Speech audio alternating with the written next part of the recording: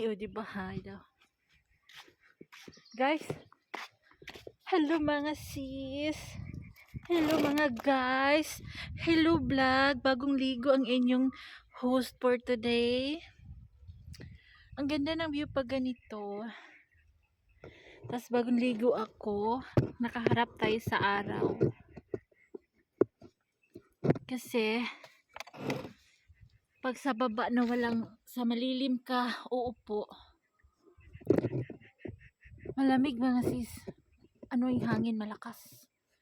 Oo. Baka pasukin ng ulo. Lagnatin. Ang ganda ng jacket ko. Binili ko to sa ukay-ukay. Ganito alam yung mga pag winter din, nagmamahal ang ukay-ukay dito sa amin. 300, 500 isang ganito. Pero pag hindi ukay-ukay, 300 lang ganito. Pwede matawan 200. Pero pag winter, sumasabay din sila sa presyo eh. Ang mahal na rin ng ukay-ukay ngayon. Anyways, nagprito ako ng saging oh.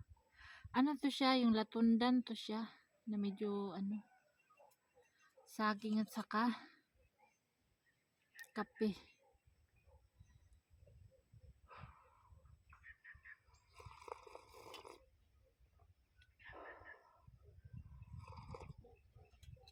Mas mura dito yung Lipton powder, tas pakuluan mo ng gatas kalabaw, kape na. Lagyan mo ng maskubado na sugar, yung sukal sa tubo.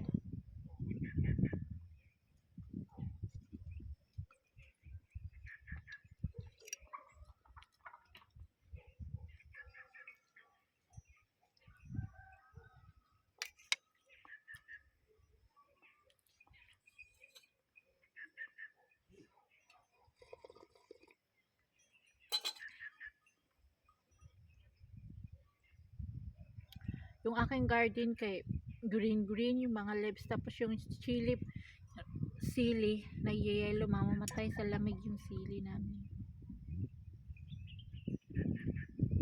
Nabuhay na yung aking cauliflower na tinanim. 3 puno. Kaluluto ko lang nito. Gusto ko kumain ng mainit na mainit. Pagsubo ko sobrang lamig na.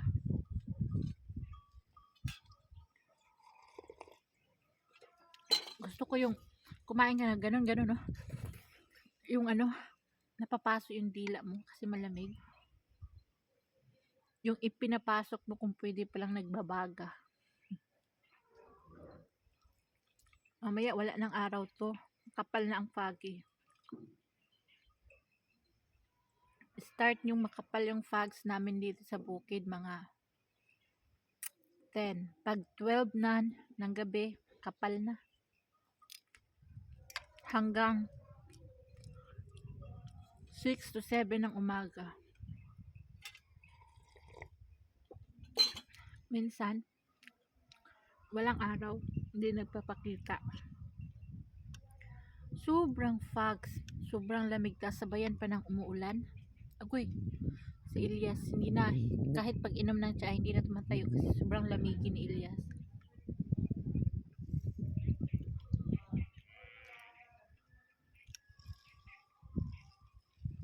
Ito siya, binili ko to ng matigas pa, hindi pa siya masyadong matamis. Sinadya ko kasi magprito ako.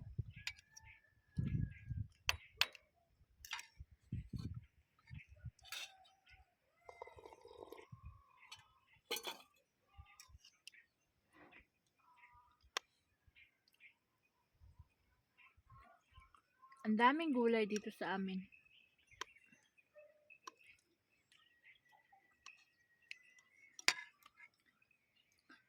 Isang araw na ako boiled na cauliflower. Hindi mo na ako kumain ng kanin kasi para makatipid. Gulay muna.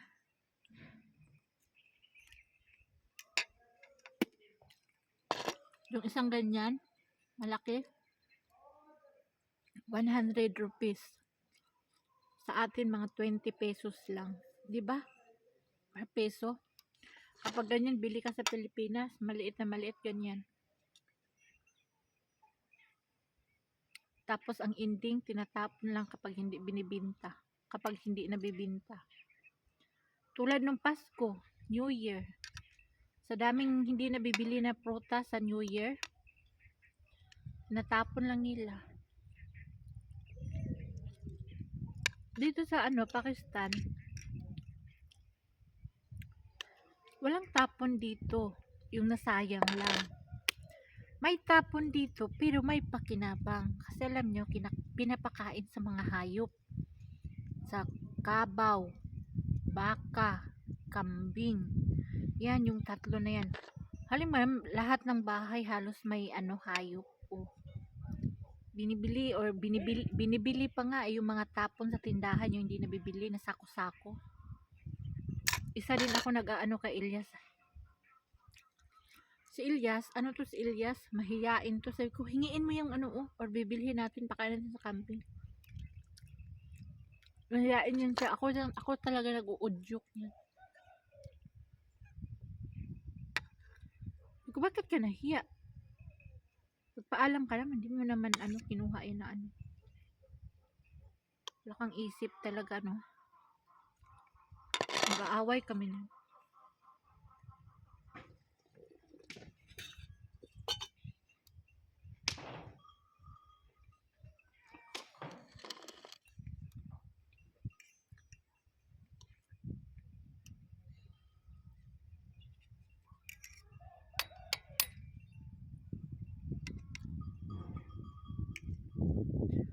Gusto ko ng sinugba na saging.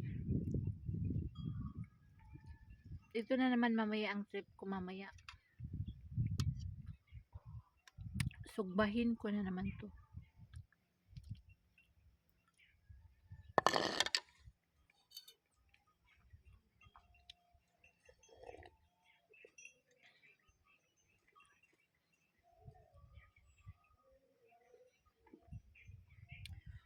Pakistan time 2 o'clock and 30 minutes, 2:30.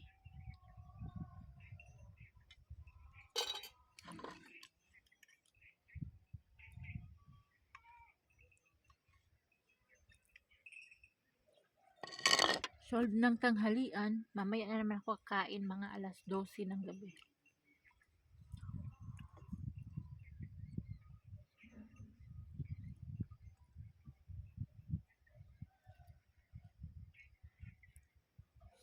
Dito, ang simple lang ng buhay.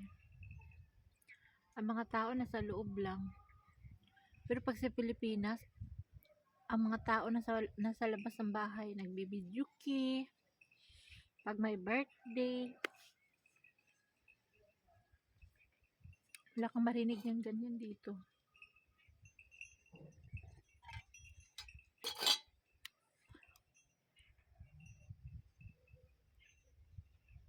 Although hindi naman ako maganong tao. Hilig ko lang, gusto ko yung magtinda-tinda. Kahit maglako ako ng ice candy.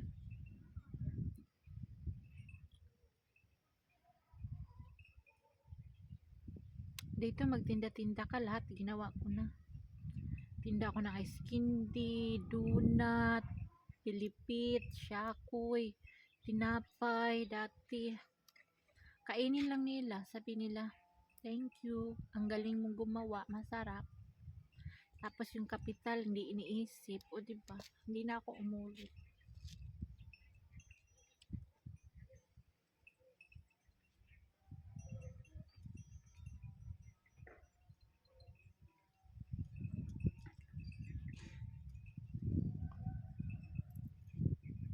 Napakaganda dito mag for good ka. Yung hindi kayo ng problema financially ba? Kasi mura dito yung bilihin ng mga gamot. Sis, mga sis, napakamura. Imagine nyo, yung gamot ko dito, nasa mga lang, 4 or 5 peso isang tablet. Doon sa Pilipinas dati, pag branded yung gamot ko, nasa 40 ang isa. Mm. Tapos mura yung hospitalization dito. Tapos di try to save life talaga. Anhin mo yung pagdating mo pa lang, pasok agad sa sa hospital. Wala na yung pulling line dito. Wala na yung linya-linya dito. Oo, talagang asikasuhin ka kaagad. Lalo na pag emergency. Yun lang maganda dito. Talagang mahaba ang buhay ng mga tao dito kasi maganda ang pamamalakad ng kanilang hospitalization, sa kanilang mga gamutan. Talaga yung bigyan ka ng gamot talaga ganito, ganito, ganyan. Sa atin kasi, ang dami pang ang daming, ay, pumasok yung langaw. Ang dami nating, i-laboratory mo to ngayon. Ganito, ganito, ganyan.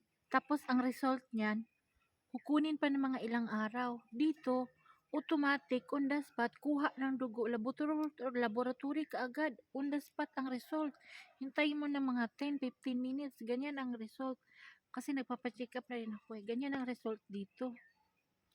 So yun, basta napakaganda.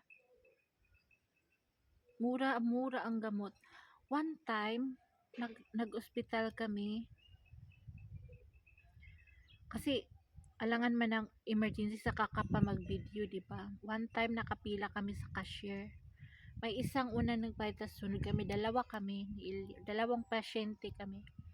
Ang nauna sa akin, masabi nating napakapobre, napakahirap. Kasi alam mo, isang banig na gamot, nagkakahalaga lang ng 160. Isang ganyan lang na gamot ha. Isang banig ba? Isang ganyan, hindi isang box. Isang banig lang rin niresita ng doktor. Alam mo, yung binili ng nanay, madalawa sila magkasama, nanay at saka lola. Sabi ng lalaki, 160. Sabi ng magkasamang lola at saka anak siguro niyang babae. Ha? 160? Sabi ganun. Isang piraso lang. Excuse me. Sabi ng lalaki, ano? Isang piraso lang. Di kumuha yung lalaki ng gunting, isang piraso lang binigay. Kinakat ng lalaki, isang piraso lang. Magkano ba yung binayaran niya? Gusto niya bayad ng 20 rupees ata. Sa atin, 20 divided 5. Parang mga, nasa mga 3 something or 4 pesos, ganyan. Sabi ko kay Ilyas, sabihin mo dyan kay Baji, kay sister na tayo na magbayad ng isang ganyan. 160 lang naman eh. Hindi natin ikakamatay yan. Sabi ko, di lumapit si Ilyas. Sabi niya, oo, Baji, walang problema. Bayaran namin yung isang ganyan mo na na gamot. Di, binayaran namin. Matagal na to nangyari. Ngayon ko lang naalala when we talk about hospitalization. Naalala ko sa aking utak na si BG at saka yung anak niya, sobrang itim nila. Sobrang itim talaga, sobra. May lahi niyan dito eh, yung sobrang itim talaga. Kahit hindi ka dyan nagbibilad sa araw. Basta yun yung lahi nila na parang kasing itim ng uling. Ganun dito. May lahi doon dito nga ganun. Tapos kapag taglamig, yung balat is, di ba yung hugis-hugis na yan? Puti-puti. Parang kaliskis ng isda sila. Kitang-kita sa kanila yung yung ganun kapag taglamig. Kasi nga, malamig, di ba? Sa atin, medyo may kulay naman tayo, hindi kita yung kiskis na mga puti. Sa kanila, dito, kitang-kita. Yung ba yung,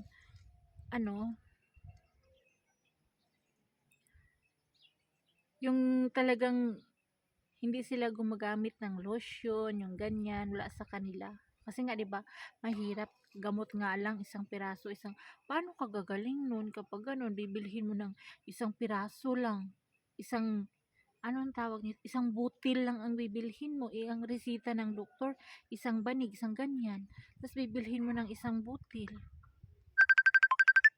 Super sad. Thank you mga sis, may tawag ako messenger. Bye, thank you for watching.